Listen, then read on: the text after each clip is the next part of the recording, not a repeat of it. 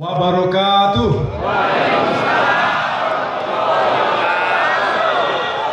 Salam sejahtera untuk kita semua.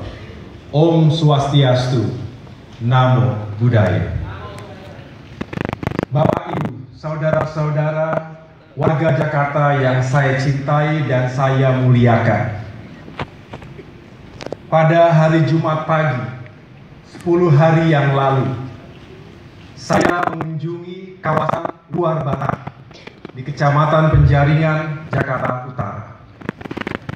Dulu, tempat ini adalah salah satu titik perlawanan terhadap penjajah Belanda.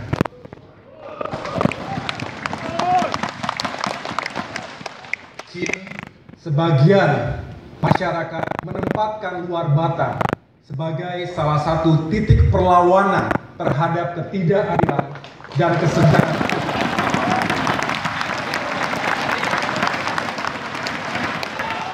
Ketika saya turun ke lapangan, berjalan menuju Masjid Luar Batang untuk menunaikan sholat Jumat dan melintasi pemukiman padat penduduk, tiba-tiba seorang ibu separuh baya meraih lalu menggenggam tangan saya erat-erat.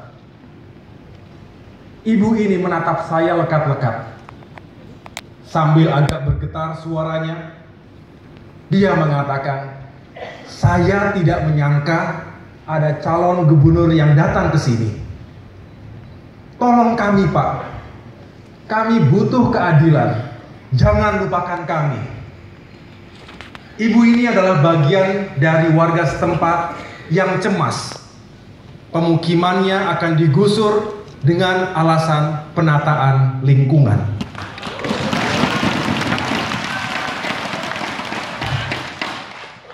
Malam harinya, tatapan dan amanat ibu ini terus bergetar dalam ingatan saya. Lantas saya duduk tafakur. Memori kedetik-detik peristiwa pengambilan keputusan untuk ikut dalam Pilkada DKI hadir kembali. Tanggal 22 September 2016, usai salat istikharah, saya berdialog dengan Tuhan yang Maha Besar. Ya Allah, apakah ini sebuah godaan akan kekuasaan, ataukah sebuah panggilan tugas yang suci? Sebuah kalimat Robert Frost yang muncul sebagai screensaver di layar laptop saya usai istikharah adalah, "Two roads diverge in a wood, and I took the one less traveled by, and that has made all the difference."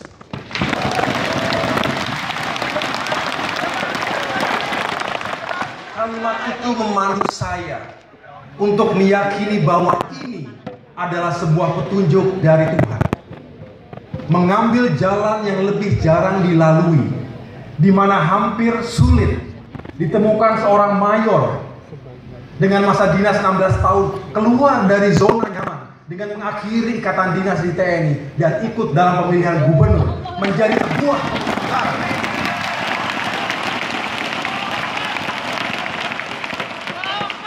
Tentu itu adalah keputusan besar dan tidak mudah dalam perjalanan hidup saya. Pertemuan dengan ibu warga Luar Batang, sebagaimana yang saya ceritakan tadi, memperteguh keyakinan diri dengan keputusan yang telah saya ambil. Bismillahirrahmanirrahim. Keputusan saya untuk mengakhiri ikatan dinas di TNI dan maju sebagai calon gubernur DKI, saya yakini sebagai sebuah panggilan tugas suci.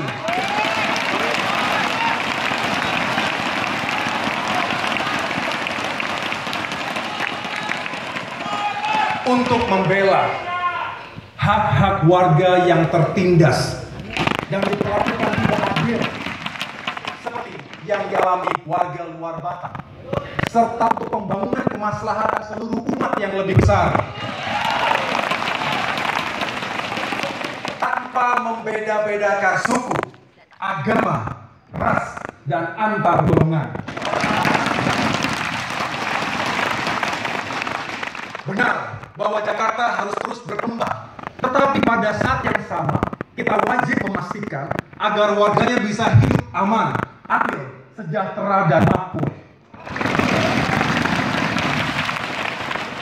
Tidak boleh lagi ada warga Jakarta yang takut terhadap pemerintahnya sendiri. Atau khawatir diperlakukan dengan tidak adil. Pembangunan Jakarta haruslah untuk rakyat, bukan untuk segelintir golongan saja. Untuk itu saya hadir di sini untuk mengawali kerja lapangan, memenangkan pemilihan Gubernur DKI Jakarta agar kelak tidak ada lagi warga Jakarta yang termarginalkan meski pembangunan fisik dan infrastruktur dilakukan.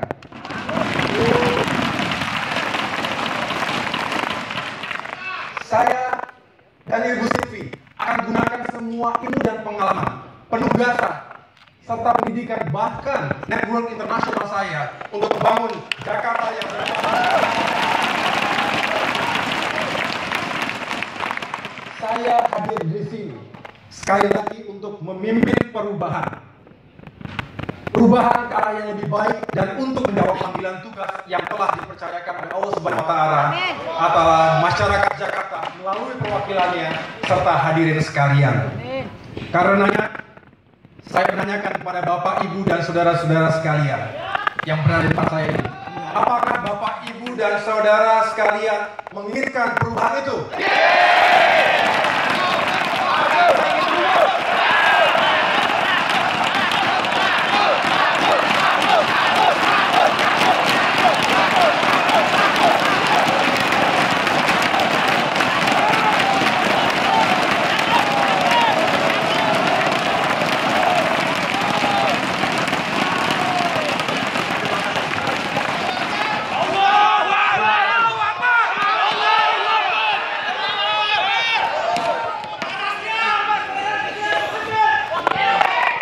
Selanjutnya, terima kasih. Selanjutnya, jika benar Bapak, Ibu, dan saudara semua menginginkan perubahan itu, apakah Bapak, Ibu, dan saudara menginginkan Agus Harimurti Yudhoyono dan Silviana Murni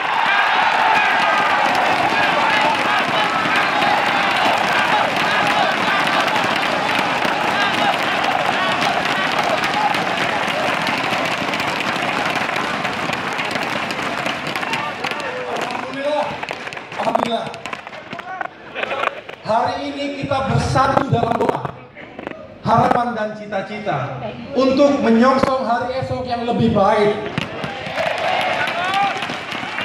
Iya, kita hadir di sini karena kita ingin bersama-sama melakukan perubahan menuju Jakarta yang lebih baik. Mengapa kita sungguh ingin melakukan perubahan untuk Jakarta?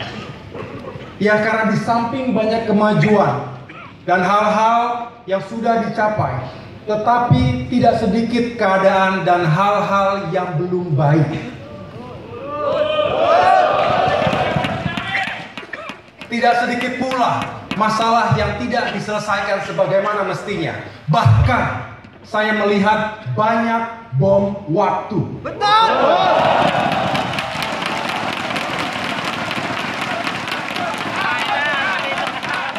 Yang kalau dibiarkan akan berbahaya bagi kehidupan masyarakat Jakarta.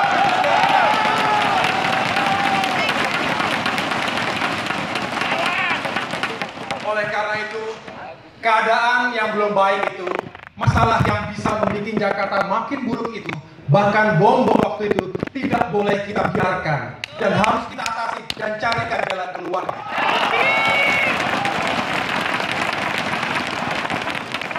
Saudara-saudara sekalian, sebagai warga Jakarta pasti kita punya mimpi dan cita-cita. Pasti kita punya harapan agar Jakarta di masa depan menjadi semakin baik. Benar, saya dan Ibu Silvi juga punya harapan dan cita-cita. Dan tentunya juga kebanggaan sebagai warga Jakarta. Kita bangga karena Jakarta adalah kota proklamasi. Karenanya di masa depan, Jakarta harus kaya dengan monumen dan museum sejarah bertaraf internasional.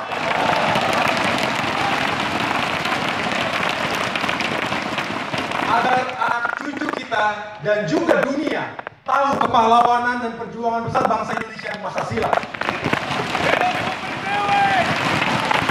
Kita juga juga bangga tinggal di kota metropolitan yang dengan daerah penyangga penduduknya berjumlah 14 juta dengan berbagai dinamika dan peluang untuk kemajuan.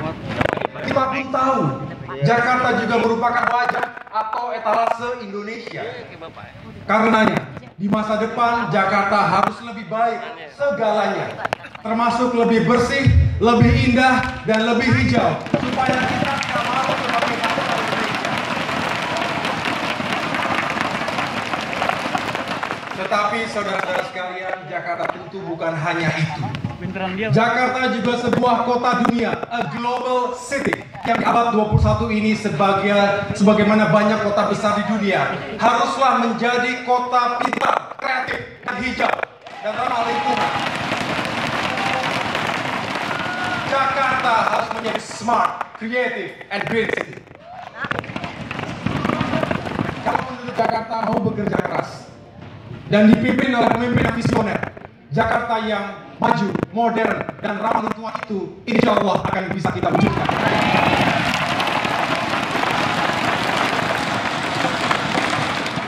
Kita harus memastikan bahwa Jakarta masa depan adalah Jakarta yang kuat ekonominya, yang maju infrastrukturnya, yang menghormati nilai-nilai demokrasinya, yang melindungi serta memajukan hak-hak asasi manusia, serta yang mampu menjaga identitas, seni budaya, dan akar tradisinya.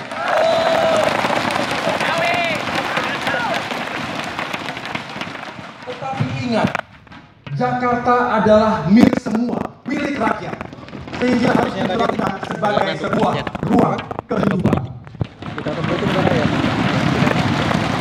Dalam perspektif sistem, Jakarta adalah sistem ruang kehidupan.